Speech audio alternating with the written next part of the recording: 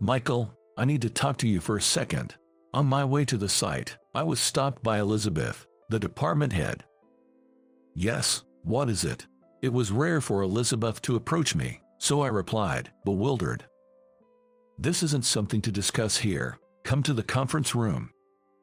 Following her to the conference room, we sat down facing each other. Sorry, but you're fired. We've hired an employee with a higher education. I was speechless at the sudden announcement of being fired. My name is Michael Parker. I'm an engineer managing the company's distribution system. You're a middle school dropout, aren't you? I wonder about a company that entrusts the management of its logistics system to a dropout. Angered by Elizabeth's words, I retorted. Does education really matter when it comes to managing? Indeed, I was a middle school dropout, but I had studied systems on my own, and the company recognized my efforts, allowing me to join. The former department head, Tyler, who had worked hard for my hiring, was Elizabeth's predecessor, and it was thanks to him that I was employed at this company to this day. I lost my parents in a car accident when I was 5, leaving me without siblings or relatives, and I was placed in a child care facility. There was a computer donated to the facility, and since using a computer in 5th grade during a school lesson, I was drawn into the world of computers. I spent every possible moment at the facility on the computer, growing interested in programming.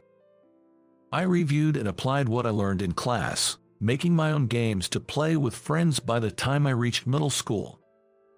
Though advised to pursue further education for my knowledge, financial constraints prevented me from advancing beyond middle school. The facility was always full, and knowing there were families unable to place their children there, I decided to leave upon graduating middle school and took a job living in and working at a burger shop that also provided meals for workers. Tyler, a frequent customer at the burger shop near the company, started talking to me soon after I started working. You're quite a young waiter, aren't you? When I was wiping tables and guiding Tyler, who was waiting for a seat, he spoke to me. The shop owner, Brandon, and Tyler were childhood friends. He's hired through a referral from the local child care facility. He's surprisingly knowledgeable about computers. He's even keeping the books on a computer, showing profits from sales at a glance. It's interesting to see which menu items are popular and the profit margins for each. Though, it's a bit annoying to find out things we'd rather not know. He laughed. Tyler, intrigued by my computer skills, said, "That's impressive. Our company is considering systematizing our logistics department. Computers are becoming a must-have, and without them, we can keep up with management. Even if you're busy, keep studying. If you're still studying computers at 18, we'll take you in at our company." By that time, I was hoping to leave the shop to him and take it easy. Well, working for Tyler's company will probably offer him a better future. Michael, give it a try. Brandon encouraged me. Both the facility and school recognized my computer skills, and I was glad to be acknowledged. When Tyler mentioned the logistics system, my salary was low and I didn't have much money to spare, but I saved up to buy a computer and spent any free time I had studying programming on it. Learning that tablets could speed up ordering and automate sales tallying, I programmed a system, bought a used cell phone to use as a tablet for orders, and tested it. I showed this to Tyler and received advice, improving the program. The shop, despite its old appearance, underwent high-tech upgrades, attracting visitors, including those from system-related companies. Brandon supported my experiments, providing money and time, allowing me to gain considerable knowledge by the age of 18. Then, Tyler offered, "You've done well to learn so much on your own. Would you like to join our company?" Though I felt guilty leaving the shop after Brandon had been so kind for 3 years, he said, "I didn't teach you to cook because I hoped you'd eventually join Tyler's company. Teaching you how to make burger wouldn't help you as a company employee. It's better not to learn things halfway. The shop is old, and even if someone took it over, it would need to be rebuilt. I don't want to ask that much of anyone. Once you're employed, you'll rent an apartment and live there. This shop will close eventually." Hearing that suddenly made me feel lonely. It was because the place had been like a home to me.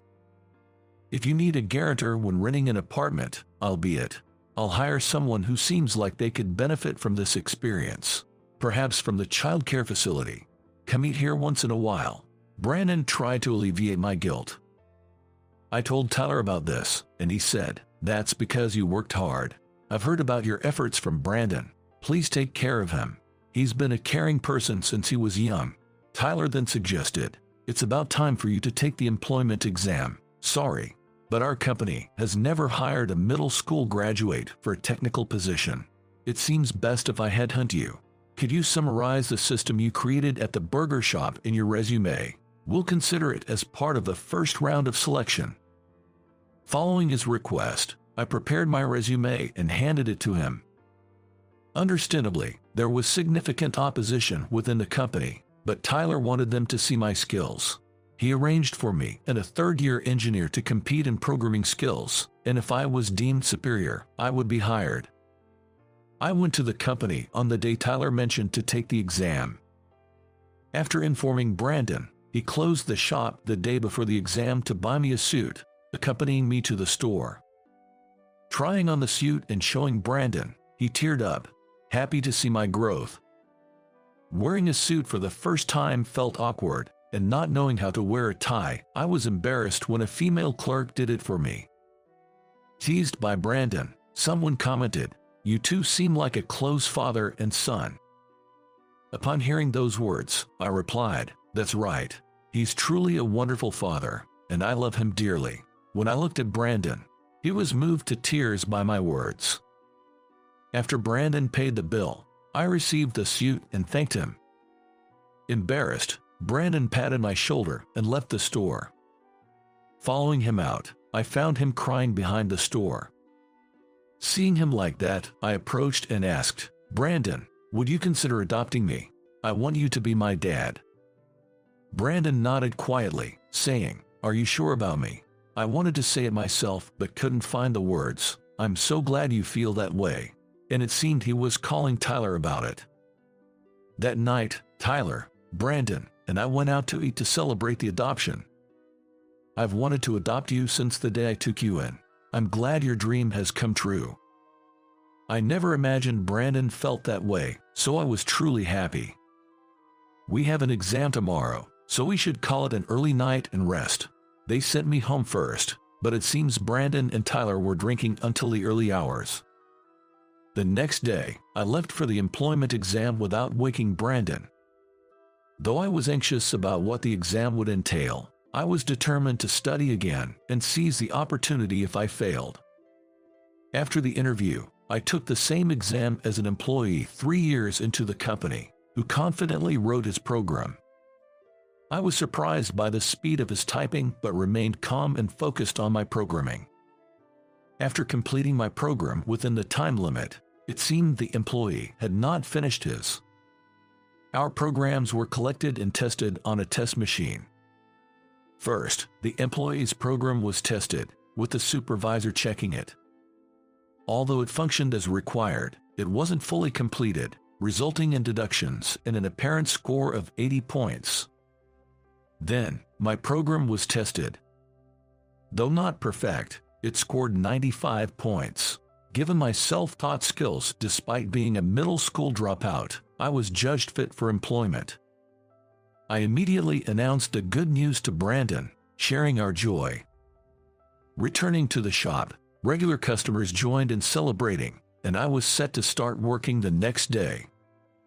We formally completed the adoption process, and I took Brandon's surname, Parker.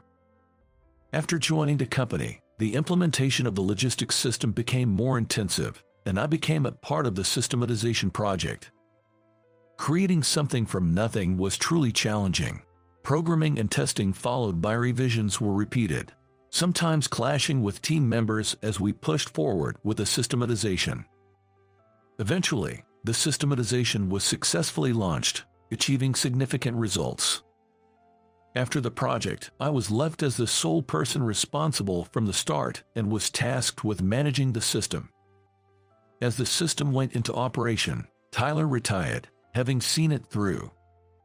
Michael, you did well to launch it. This system will reduce employee workload and errors, and cut labor costs. It's a significant advantage for the company. Tyler praised the system's introduction and operation, which was recognized as an achievement. He had been offered a position as an executive but chose to retire and enjoy his post-retirement life. Similarly, Brandon, now my adopted father, passed the burger shop on to a young person from the child care facility and retired. The young person also became part of our family through adoption, giving me a brother. Despite not being biologically related, we took care of our father together. Although Brandon had intended to close the shop, he reluctantly agreed to let my brother take over, secretly pleased. With their burdens lifted, Brandon and Tyler enjoyed their retirement, traveling and playing golf together. After Tyler retired, Elizabeth, who transferred from the sales department, became the head of our department. Elizabeth, who had no understanding of technical matters, often presented me with unreasonable demands, causing frequent conflicts between us. Whenever I refuted her points in meetings, it seemed to hurt her pride. She would leave the meeting room with a flushed face, a situation that worried our colleagues. Don't embarrass her too much. It's not good for your position. She's trying to make suggestions for the company. They tried to calm me down, but I couldn't stay silent when faced with criticisms of the system we all worked hard to establish. I disliked the disdainful look she sometimes showed, as if she looked down on people. When I glared back at her, knowing she didn't understand anything, Elizabeth, who is fiercely competitive, would glare back. I heard she had many conflicts with colleagues even when she was in sales. Even after she came to our department and knew I was the most knowledgeable about the system, she refused to acknowledge it. In this company, no one knew the logistics system better than I did, handling troubleshooting and improvements alone. The conversation in the meeting room was shocking. Really, she understands nothing. Disappointed, I sighed and said, "Understood, I'll resign as Elizabeth wishes. Who will be my successor? It's a complex system, so I'd like to do a proper handover." I wanted to ensure a smooth transition for my successor, but Elizabeth's response was, "There's no need to take over from a middle school dropout like you. We'll leave it to a more educated employee," she mocked. Frustrated by her words, I simply said, "Understood," then left the meeting room, returned to my desk, and wrote my resignation letter. When I submitted the resignation to Justin, the manager, he was visibly shocked. "Out of the blue, what's wrong? Are there issues with your terms of employment? Losing you would be a significant problem for the company. If there are any grievances about your conditions, please speak up." When Tyler retired, he specifically asked me to take good care of you. "I thought I was making things comfortable for you, so where did you find dissatisfaction?" Seeing the troubled look, I relayed exactly what Elizabeth had said to me. Elizabeth comes from a sales background and doesn't understand the technical aspects, so there's no need to take her seriously. Even if she talks about hiring highly educated employees, you're the only one who can manage that system, and even if someone were to take over, it would take at least a year, right? Justin seemed quite angry at Elizabeth's remarks. "I don't mind leaving, but I do want to ensure a proper handover, given the complexity of the system's architecture. Stopping the system would cause significant damage to the company." Justin nodded in agreement. "That's exactly why. Let me hold on to this resignation letter for now. I'll talk to Elizabeth about the risks involved with your leave and try to get her to reconsider," he said. "Thank you, I appreciate it."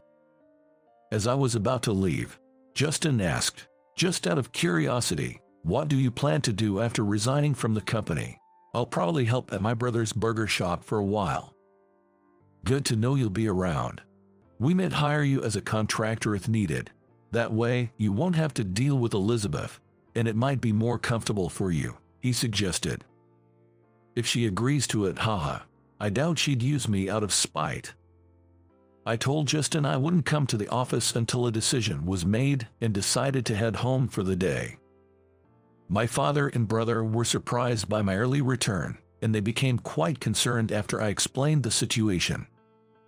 This experience made me truly understand the value of family for the first time. Although I had been worried over when I fell ill while living in the child care facility, being worried over by family somehow felt pleasing. Meanwhile, Justin spent time explaining to Elizabeth the contributions I had made to the company and what would happen without me. However, she refused to acknowledge his points, leading to the decision of my resignation being finalized. Justin reportedly confronted Elizabeth, asking, "If the logistics system fails and causes damage to the company, how do you intend to take responsibility?" Elizabeth coldly replied, "If the system built by a middle school dropout fails, then it just means it was flawed. We can just rebuild it. I don't think it's that difficult, especially since we've brought in employees from prestigious universities." Without taking her eyes off her computer, Justin relayed to me over beers at my family's shop, "Michael, I'm sorry. My inability to protect you is my fault," Justin said, downing his beer and asking for another. "Justin, I appreciate your concern, but don't drink too much. It won't help if you antagonize Elizabeth further and jeopardize your position. If the new employee can handle it, that might be for the best.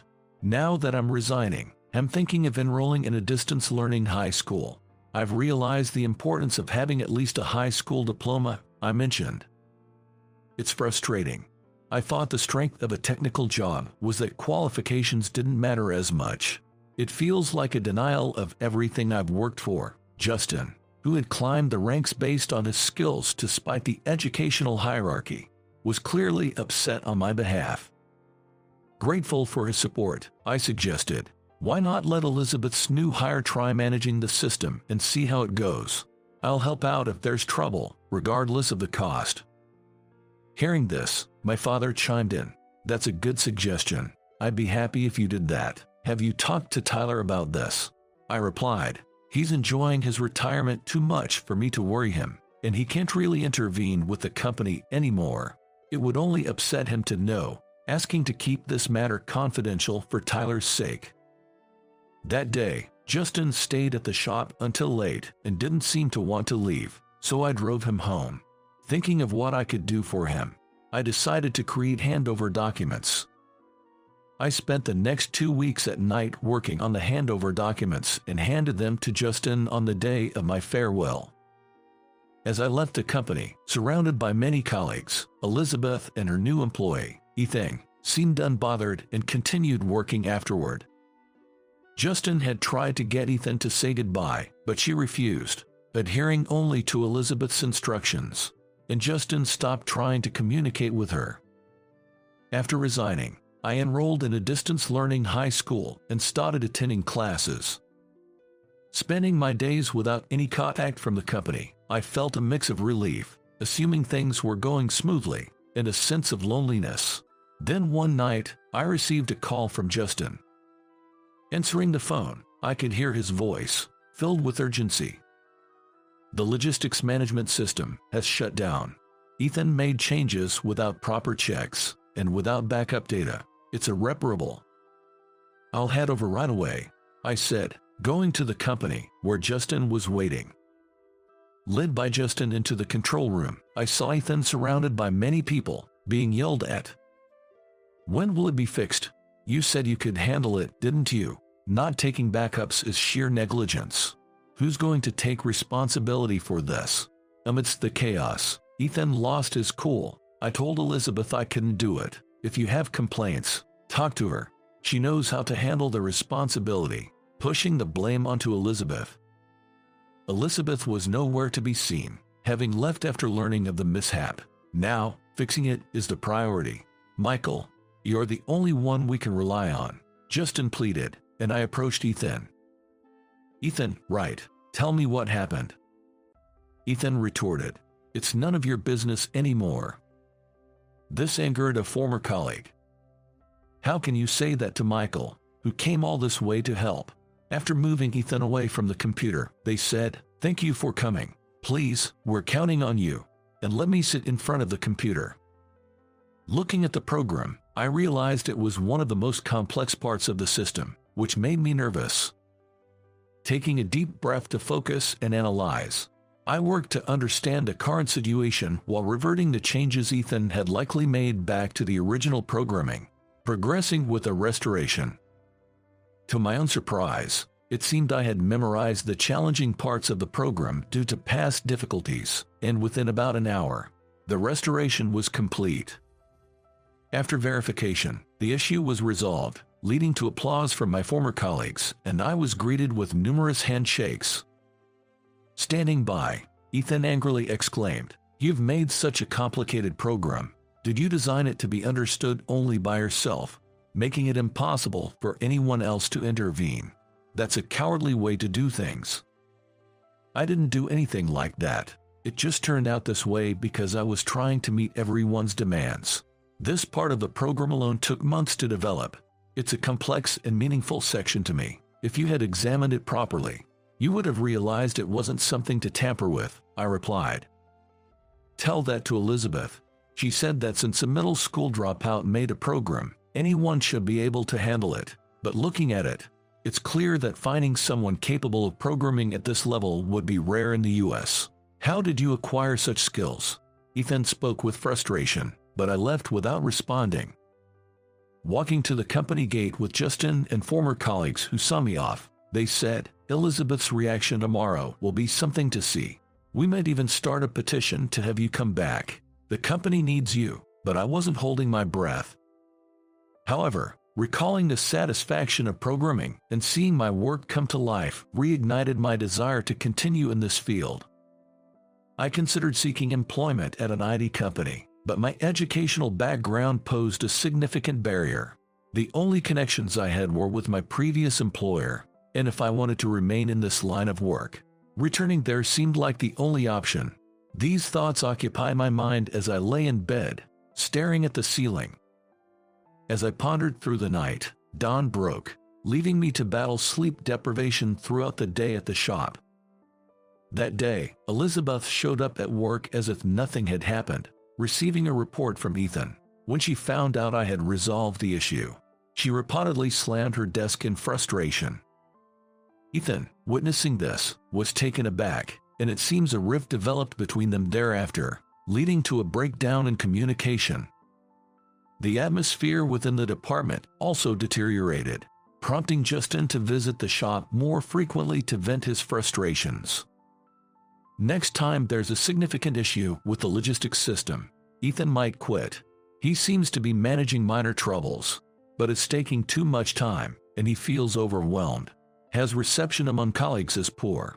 Elizabeth has turned a blind eye and stopped addressing Ethan's situation. Maybe she's planning to bring in a new employee.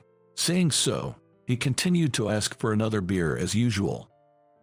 "What's the best course of action?" I asked.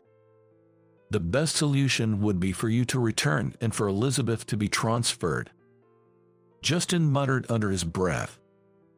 "Demotion might be too harsh. Perhaps a transfer would suffice." With only 3 months until April, Justin considered leaving the company if Elizabeth remained. "How about we start a company together, Michael? I feel like we can achieve anything together." "You don't have to quit.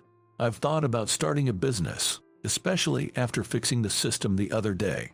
It felt like I could still do it and wanted to test my skills, but with my educational background and no connections locally, it seems like returning to my previous employer might be my only option." My father, who rarely interjected, encouraged me. "Why are you so hung up on that? Go out there and test your skills. There's always someone better, and that's how you grow. Even if your educational background follows you, it doesn't matter if you're working for yourself. There's nothing to lose." Inspired by his words, I resolved. "All right, Father, I'll give it a try." "Good. If you're going places, get your driver's license first." "What about high school?" "Maybe I'll get the license first. Educational background doesn't matter if I'm working for myself," I concluded. As my father and I got excited about the prospects, Justin playfully protested being left out. "Hey, I was the one who brought it up, so include me too." I advised Justin to reconsider quitting due to his family and financial responsibilities and suggested waiting until the end of March personal changes. In the meantime, could you introduce someone? Convinced by my reasoning, Justin agreed, and I started attending driving school the next day. The driving school was crowded with the students about to graduate from high school, and seeing their various school uniforms made me sigh deeply. Thinking that these kids were ahead of me in terms of educational background, I felt frustrated, making even the thought of going to driving school painful. Despite the challenge, I was determined to finish as quickly as possible, attending every available class from morning till evening and obtaining my license in a month and a half. Next, I looked into buying a car during a break, and my father and brother approached me with smiles, handing me something. Seeing it, I immediately knew what it was. It was a set of car keys. They led me to the parking lot, where a white light van with a Narvis driver's sticker was parked. "This is for me." They nodded, and we got into the car. I got into the driver's seat and drove without thinking about a destination. We reminisced about the times we started working at the shop together, driving around until the gas tank was empty, caught up in our lively conversations. "I wonder what my life would have been like if I hadn't met you. You gave me love and let me pursue what I wanted. I'm truly grateful," I mused. "That's good to hear. All I did was not hinder you and offer support. It's just normal for parents to do that for their children. Don't hesitate to ask me for anything. You're still young with a long future ahead. Believe in yourself, and someone will notice," my father assured. My brother nodded in agreement from the back seat. "Thank you, I'll do my best." The next day, I decided to make my former employer my first business client.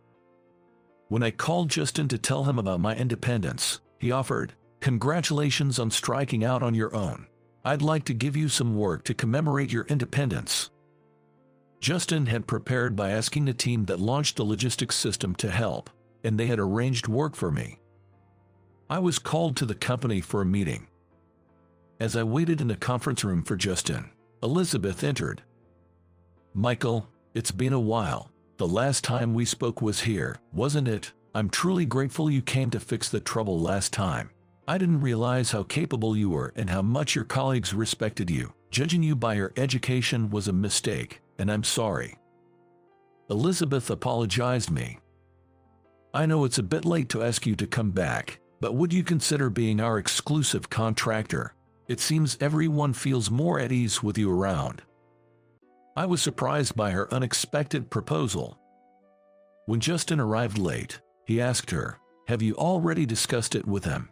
"I've talked to him, but he looks as surprised as if he's been bitten by a fox, doesn't he? He might not believe it coming from me. So Justin, please explain to him," she said, then left the conference room. I heard the rest from Justin, who proposed that I stay on as a permanent contractor, albeit with yearly renewals, but I decided to decline. "Justin, I appreciate the sentiment, but I want to test my skills in various places. I want to see how far my abilities can take me. I can't commit to a permanent position," I said, declining the offer to stay permanently. However, I was able to take on work on a project-by-project basis. In creating programs, I involved Ethan, ensuring he understood the process well enough to handle any issues in my absence. This way, I could comfortably work with other clients, knowing Ethan's growth would also benefit. Believing that mentoring someone could also be a way of giving back, I shared all my knowledge with Ethan. He quickly grasped the concepts, fully understanding the logistics system program, allowing me to move on to other clients and gradually increase my workload. With the car given by my family, I traveled anywhere across the U.S., taking on any job that came my way. 5 years had passed since I started this lifestyle. I got married in my 3rd year of independence, and to everyone's surprise, my partner was Elizabeth. When I handed Justin the wedding invitation, he was astounded. After getting married, my wife quit her job to manage the accounting for my company, offering her support. Her stubbornness still causes some trouble since she never apologizes first after an argue, but she cares deeply for my father. Because she manages our home so well, I can travel across the country without worry. This way, I've always felt fortunate to be supported by others, allowing me to turn my passion into my livelihood. Someday, I'll become a father, and when that time comes, I hope to shower my family with the same love my father gave.